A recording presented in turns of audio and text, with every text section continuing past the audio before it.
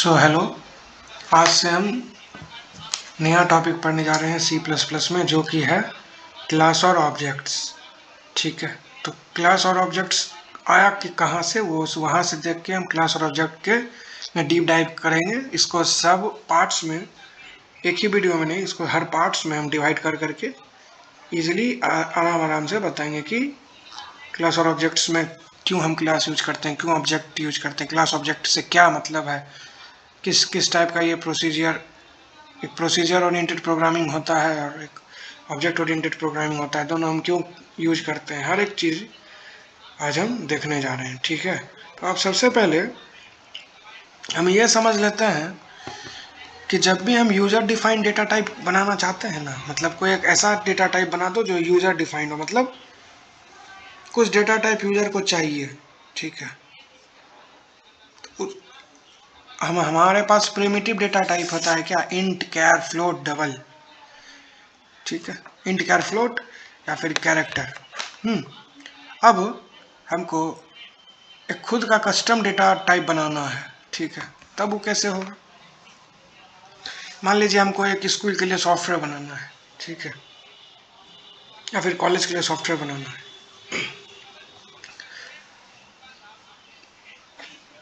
तो उसके लिए हमको एक क्लास बनाना होगा। उस क्लास में क्या क्या होगा, स्टूडेंट से रिलेटेड डेटा हमको स्टोर करके रखना होगा उस क्लास में। ठीक है, तो या तो स्टूडेंट का नाम होगा, उसका एज होगा, उसका ग्रेड होगा, किस क्लास में होगा उसका वो इन्फॉर्मेशन होगा, उसका फ़ोन नंबर होगा, उसका फादर्स नेम होगा, मदर्स नेम होगा। तो इस सारे चीज़ को हम एक ऑब्जेक्ट की तरह क्रिएट करके समझते हैं। मतलब एक हम मॉडल क्रिएट कर लेते हैं मेमोरी में कि ये ऑब्जेक्ट एक स्टूडेंट को रेफर कर रहा है। इस तरह से बहुत सारे ऑब्जेक्ट हैं। बस हम क्या करते हैं, जब भी नया एडमिशन होता है या फिर कोई स्टूडेंट छोड़ता है, तो हम सिंपली 4 ही ऑपरेशन तो परफॉर्म करते हैं। करड, सबका full form create, read, update और डिलीट। यही 4 मेजर ऑपरेशन है जो हम बेसिकली ऑपरेशन परफॉर्म करते हैं किसी भी डेटा टाइप पे। ठीक है, कि अगर हमको कुछ उसमें सर्चिंग करना है या फिर कुछ चेंजेस करना है। जैसे चेंजेस क्या होगा, हर साल हर स्टूडेंट का क्या बढ़ता है, क्लास बढ़ता है, एज इंक्रीमेंट होता है। फ़ोन नंबर तो स्टैटिक है। कब तक स्टैटिक है, जब तक हमको प्रोवाइड किया गया नहीं है। ठीक है, क्योंकि वो भी स्टैटिक नहीं है। तो इस चीज़ को अगर हम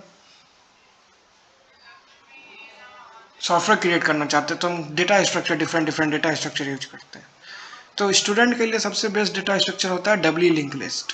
ठीक है, तो मान लीजिए हमको डब्ल्यू लिंक लिस्ट को मेमोरी में वटाई से क्रिएट करके यूज करना है। तो उसके लिए हमको क्या करना होगा, हमको उसके लिए क्लास डिफाइन करना होगा, क्योंकि हमारे पास पहले से इनबिल्ट कोई भी डेटा टाइप ऐसा नहीं है जो कि हमें ये सारे फैसिलिटी प्रोवाइड करेगा। तो फैसिलिटी प्रोवाइड करने के लिए हमको क्या करना होगा, हमको खुद का कस्टम डेटा टाइप क्रिएट करना होगा। ठीक है, पहले हम डेटा टाइप क्रिएट कर लेंगे कि इस टाइप का हमको डेटा चाहिए, तब हम उसको मेमोरी में फिर ऑब्जेक्ट के टर्म्स में समझेंगे कैसे कैसे किसी भी ऑब्जेक्ट को मेमोरी मिलता है। आइए अब हम देखते हैं क्लास का सिंटैक्स। ठीक है, तो हम सी लैंग्वेज में, ठीक है, क्लास स्टूडेंट,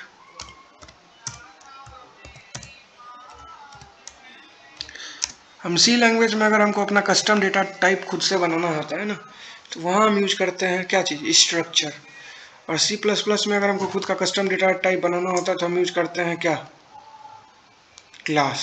ठीक है, कोई बुक इस लैंग्वेज नहीं हम बताएंगे कि class is a blueprint for creating object और object is the instance of class. ठीक है, इस टाइप का कुछ नहीं। रियल वर्ल्ड में हम इसको कैसे इम्प्लीमेंट करते हैं हम वो समझेंगे, क्योंकि बेसिकली बुक किस लैंग्वेज में नहीं, हमको इम्प्लीमेंट करना है कैसे, क्या क्या इसके पिलर्स होते हैं, क्लास, ऑब्जेक्ट, पॉलीमॉर्फिज्म क्या है, इनकैप्सुलेशन क्या है, एब्स्ट्रैक्शन क्या है, पॉलीमॉर्फिज्म क्या है। ठीक है, इन और एक इनहेरिटेंस ऐड छूट गया। ठीक है, तो ये जो हम क्लास लिख के, स्टूडेंट लिख के, ये जो सिंटैक्स दे दिया और यहाँ पे जो सेमी कॉलन दे दिया, तो इसके अंदर हम जो भी वेरिएबल क्रिएट करते हैं ना, वो एक हमारा ग्रुप में हो जाता है। इसके अंदर हम जितने, जैसे हम एक वेरिएबल बनाए इंट एज, ठीक है, कैर ग्रेड, ठीक है, इसको एक कुछ ग्रेड मिलेगा ABCD के हेल्प के टाइप में। और एक एरे क्रिएट करते हैं इंट नंबर, जो कि नंबर क्या फ़ोन नंबर स्टोर करेगा। तो हमको पता है हर फ़ोन नंबर 10 डिजिट का ही होता है।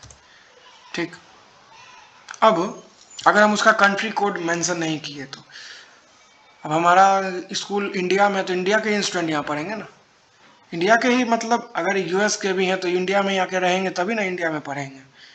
ठीक है, बस इतना सही रखते हैं। अब मान लीजिए क्लास क्रिएट कर लिया, अब हमको एक ऑब्जेक्ट बनाना है, तो हमको क्या लिखना होगा, स्टूडेंट A, मतलब A हमारा एक ऑब्जेक्ट है। ठीक है, किस टाइप का ऑब्जेक्ट है, स्टूडेंट टाइप का एक ऑब्जेक्ट है। जैसे हम इंट A लिखते हैं ना, तो A क्या होता है, जैसे इसी का जगह पर हम इंट A इंट B लिखते हैं, फ्लोट A फ्लोट B, मतलब A क्या है, एक इंटीजर वेरिएबल है। उसी तरह A क्या है, एक स्टूडेंट क्लास का एक टाइप है, मतलब एक ऑब्जेक्ट है। ये A क्या है, एक स्टूडेंट है, मतलब वो स्टूडेंट को आप रियल वर्ल्ड एंटिटी से जब आप लिंकअप करोगे तो एक स्टूडेंट को से स्टूडेंट को वो रेफर कर रहा है। अब मान लीजिए हम सी आउट फंक्शन के हेल्प से साइज ऑफ A प्रिंट करना चाहेंगे, तो क्या आउटपुट आएगा, साइज ऑफ A। अभी तो हम सिर्फ मेमोरी हमेशा किसको मिलती है, ऑब्जेक्ट को ही। हम क्लास डिफाइन कर दिए, कितना भी क्लास डिफाइन कर लिया, कितना बड़ा भी, बट अगर एक भी ऑब्जेक्ट नहीं क्रिएट करेंगे ना, तो मेमोरी में उस क्लास को कुछ, वो क्लास कुछ मेमोरी लेगा ही नहीं। ठीक है, वो इस तरह से हो गया, अगर आप इसको रियल वर्ल्ड से समझो, आप एक होटल जा रहे हो, ठीक है, उसका मेन्यू प्लेट देखें, अरे इसमें ये भी है, इसमें ये भी है, इसमें ये भी है, लेकिन आप कब उसको पे करते हो, जब आप उसको ऑर्डर करते हो तब आप उसको पे करते हो। लेकिन उस मेन्यू प्लेट में जो सारा कुछ लिखा हुआ है कि यहाँ पे ये भी है वो भी है, तो वो तब तक तो नहीं है ना, जब तक आप उसको ले नहीं रहे हो, ऑर्डर नहीं दे रहे हो, तब तक आप उसका बिल नहीं पे करोगे। तो उसी तरह यहाँ पर भी अगर साइज ऑफ A करेंगे तो क्या आएगा, 1 आना चाहिए। साइज ऑफ, अच्छा 1 क्यों आएगा, 48 आया, क्यों, क्योंकि इंटीजर का क्या है, यहाँ पे बेसिकली पैडिंग का केस आता है। ठीक है, जैसे यहाँ पे 10 है तो क्या हो गया, 10 ब्लॉक है, और हर ब्लॉक किस टाइप का इंटीजर है, तो 40 बाइट हो गया। कैरेक्टर कितना स्टोर करता है मेमोरी में, कैरेक्टर 4 बाइट स्टोर करता है। अगर हम इसको इस टर्म्स में लिखेंगे, अगर हम स्ट्रक्चर पैडिंग पढ़े हैं ना सी में, तब हमको ये समझ में आएगा कि यहाँ पे 48 क्यों आ रहा है। ठीक है, और इंटीजर कितना बाइट लेता है, 4 बाइट। कैरेक्टर कितना लेता है, ऐसे तो 1 बाइट लेता है, बट अगर इसको हम इस टर्म्स में करते हैं तो वो लेता 1 ही बाइट है, पर कंज्यूम होता है ग्रुपिंग के लिए 4 बाइट। अगर यहाँ पे ही हम सी आउट एक और लिख के सिंपली साइज ऑफ ऑपरेटर के हेल्प से जानना चाहिए इस आर्किटेक्चर में कैरेक्टर का कितना साइज है, वो हम अगर प्रिंट कराएंगे, इसको अभी कमेंट आउट कर देते हैं, तो वो आएगा 1 byte, if I am not wrong. कितना बाइट है, 1 बाइट ही है। 1 बाइट में कितना बिट, 8 बिट। ठीक है, अब यहाँ पे हम वो बात नहीं कर रहे हैं। मान लीजिए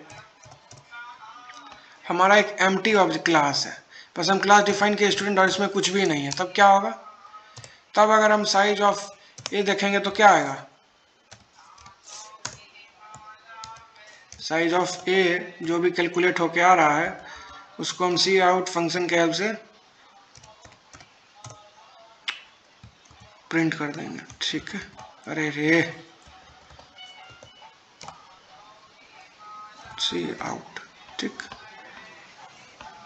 तो इसका 1 आएगा, 1 बाइट। क्यों, अभी इसमें तो एम्प्टी है ना, बट कुछ एड्रेस तो इसका जरूर होगा ना। हमको पता है हम जितना भी वेरिएबल क्रिएट करते हैं उसका कुछ ना कुछ एड्रेस जरूर होता है, और एड्रेस किस फॉर्म में होता है, हेक्साडेसिमल फॉर्मेट में स्टोर होता है। ठीक है, तो उसके हिसाब से मान लीजिए अगर अभी हम इसको हटाइए, अभी हम ऑब्जेक्ट भी नहीं क्रिएट करेंगे। ठीक है, अगर अभी हम एक स्टूडेंट बनाए तो स्टूडेंट का सिर्फ हम एज लेते हैं और स्टूडेंट का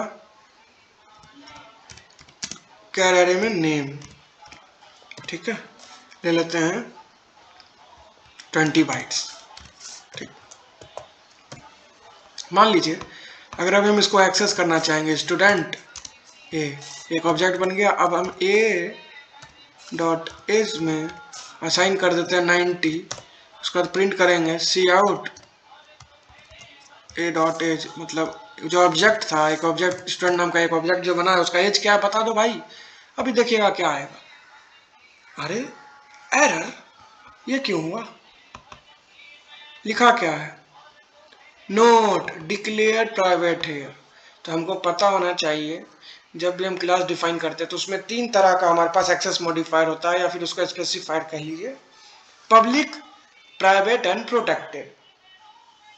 कुछ इन्फॉर्मेशन, क्योंकि सी प्लस प्लस यूज होता है सिक्योरिटी पर्पस के लिए भी, तो इसमें कुछ इन्फॉर्मेशन हमको प्राइवेट रखना है, मतलब वो कहीं से भी एक्सेसिबल नहीं हो। प्राइवेट देखिए, अगर क्लास के अंदर हम किसी वेरिएबल या फिर फंक्शन को प्राइवेट कर देते हैं ना, तो हम उस क्लास के अंदर हम उसको एक्सेस कर सकते हैं, पर उस क्लास के बाहर हम उस पर ऐसे ना हम उस वेरिएबल को एक्सेस कर पाएंगे, ना हम उस फंक्शन को एक्सेस कर पाएंगे अगर वो पब्लिक मॉडिफायर के अंदर हम उसको डिफाइन किए हैं तो यहाँ पे वही लिखा है बाय डिफॉल्ट अगर हम कोई क्लास डिफाइन कर दिया और उसके अंदर हमारे डेटा मेंबर्स हम डिफाइन कर दिए है, तो ये बाय डिफॉल्ट प्राइवेट होता है। प्राइवेट चीज को हम एक्सेस नहीं कर सकते। अगर लेट्स से हम यहाँ पे दे दिए एक्सेस स्पेसिफायर पब्लिक, तब हम इजिली ए डॉट एस प्रिंट कराएंगे तो सिंपली 90 आउटपुट हमारा आ जाएगा, ठीक है, बिना किसी एरर के।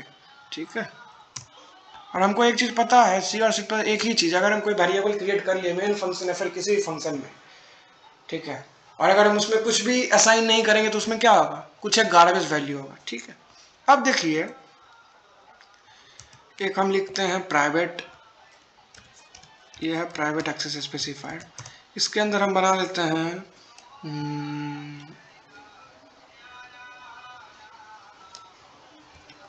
Float marks. ऐसे भी स्टूडेंट अपना मार्क्स किसी को नहीं बताना चाहता है। ठीक है, अब अगर इसी फंक्शन के अंदर अगर हम void प्रिंट नाम का एक फंक्शन बनाए हैं, ठीक है, इसी में लिख दिए सी आउट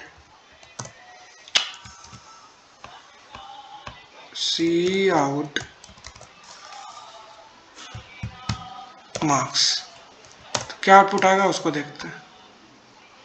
एरर आएगा क्या, देख लेते हैं क्या आएगा। कुछ भी आउटपुट नहीं आया, ऐसा क्यों हुआ? आना तो चाहिए था।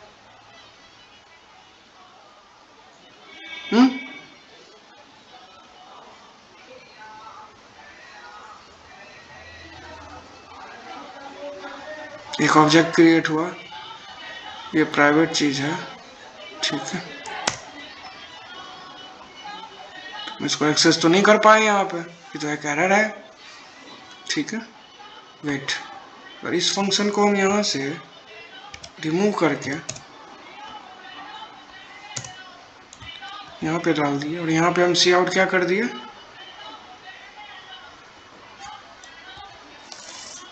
एज, अभी भी आउटपुट नहीं आएगा। ठीक है, 90 यहाँ से प्रिंट हो रहा है, तो ये मैं बताऊंगा ऐसा क्यों हुआ। ठीक है, अभी मुझे भी याद नहीं है ऐसा क्यों होता है, बट ओके देन। अगर अच्छा, अभी हम प्राइवेट पब्लिक का बात कर लेते हैं, फंक्शन का बाद में यूज करेंगे। ठीक है, अगर अभी हम एक्सेस करना चाहेंगे सी आउट ए डॉट मार्क्स, तो क्या आएगा, एरर आएगा। ठीक है, क्या एरर है, वही कि हम प्राइवेट वेरिएबल को एक्सेस नहीं कर सकते हैं एक क्लास के बॉडी के बाहर।